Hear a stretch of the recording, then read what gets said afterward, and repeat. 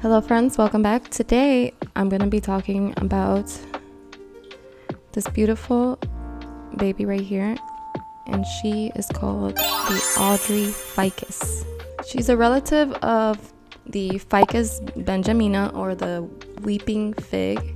She is also a relative of this big guy back here, which is the fiddle leaf fig tree. This is one of my absolute favorite plants that I have. The leaves are just like so velvety soft.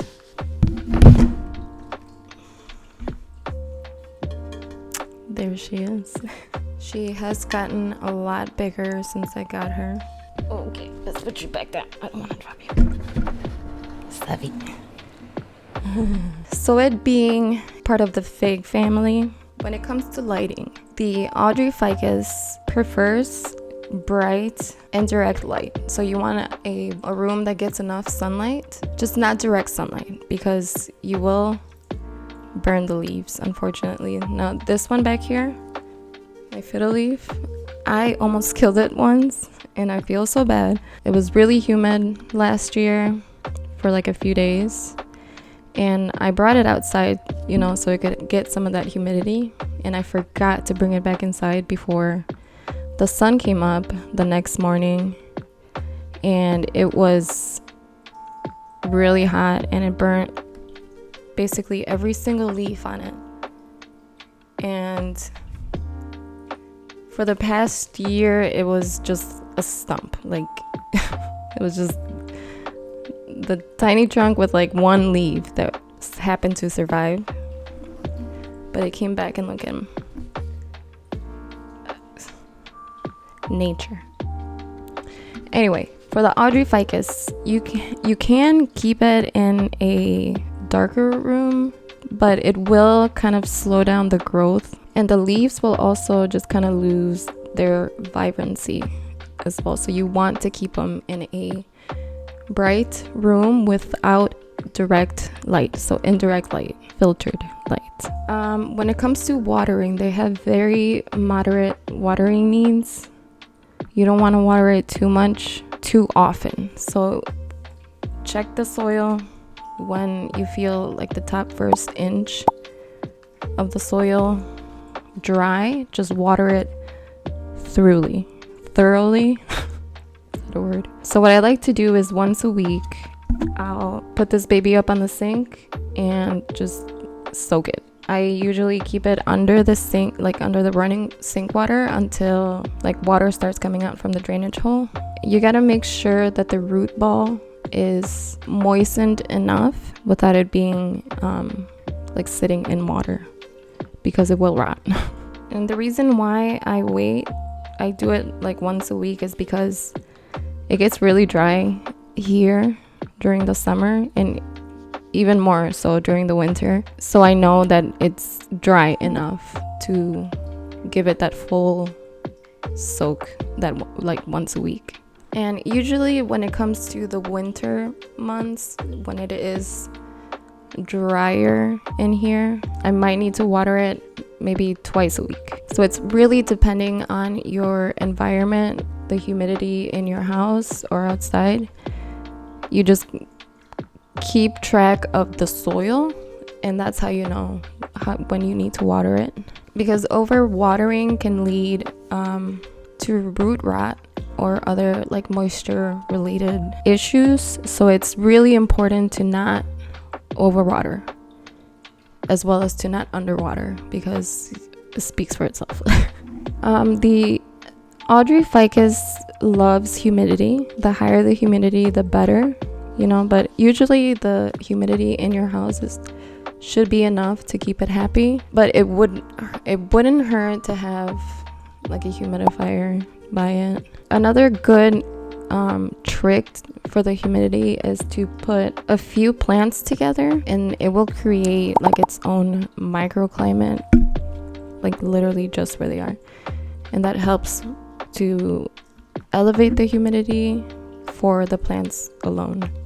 And it will also benefit from misting once in a while. I like to get one of these and just literally spray it on the finest mist I can get with this bottle, and that's usually pretty enough. Another thing you can do is put the pot of it on a tray with pebbles and then water, like just fill it with water and pebbles, and that humidity will come up to the leaves enough. When it comes to temperature, it thrives in temperatures between 60 and 75 degrees or 15 to 24 degrees Celsius. It's usually okay in like slightly cooler temperatures. Just don't let it get that sudden, temperature drop. When the temperature changes too quickly for it, it'll kind of like slouch. It just looks like it's fainted. For the soil, you want well-draining peat-based potting mix, or especially, a deer. Oh, deers! That was a mama deer and a baby deer. Nice. What was I saying? That's right. You want well-draining peat-based or a special potting mix that's formulated for indoor plants. What I like to use is a tropical plant potting mix.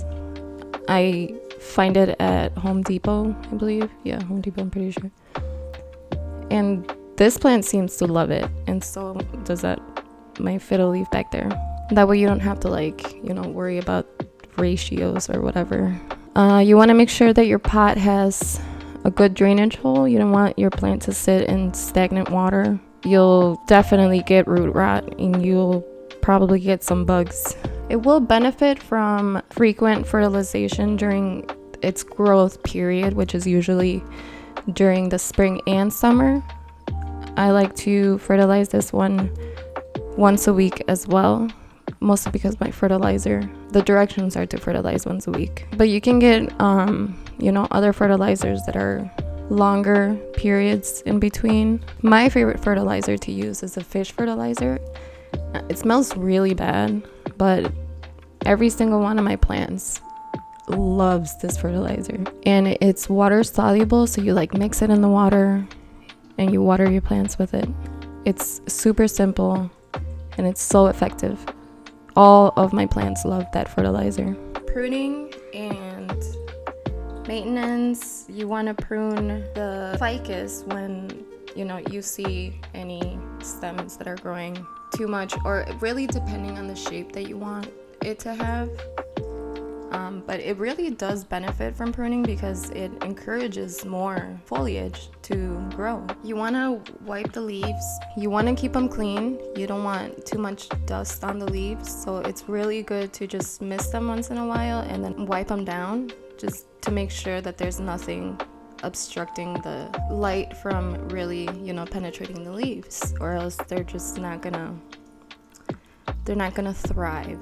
Now, the Audrey Ficus is generally resistant to pests, but occasionally it may be affected by mealybugs, scale insects, or spider mites. You want to make sure you're keeping an eye on the leaves. You look under the leaves as well to make sure that there's no infestations. In case you do happen to see, an infestation of some sort, make sure you kind of isolate the tree from other plants to make sure none of the other plants get infected as well. You can use, something like neem oil for it. One thing that I really like to use for my plants, which I haven't had an outbreak of any type of pests lately in a long time actually, but when I did, I used rubbing alcohol, because the alcohol itself will evaporate before it can enter or penetrate the leaves, but it will kill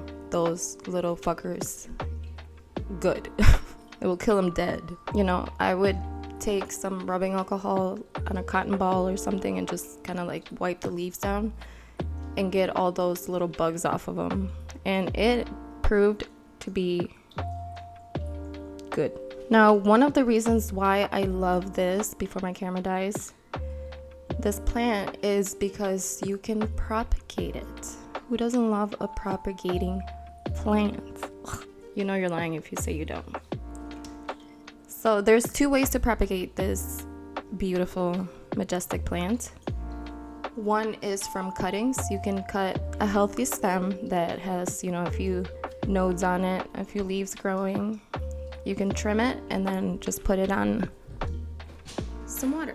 I'm gonna get it close enough to see. And yeah, you just wait for some roots. So another really, really cool way, really, really cool, for me at least, it's called air layering. Make an incision on the stem.